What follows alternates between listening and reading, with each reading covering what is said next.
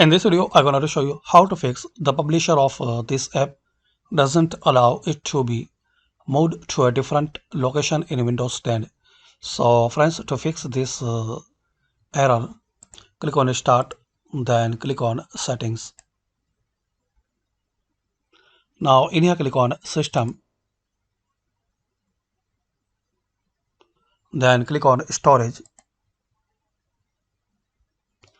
Scroll down and click on Change where new content is saved. Change where your apps, documents, music, pictures, videos and maps are saved by default. So you can select another drive to fix that error. Like new document will save to my this drive.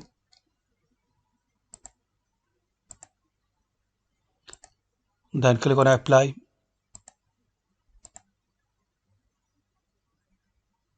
So friends, by this quick method we can fix this error. Thanks for watching. Please comment if this video work for you or not.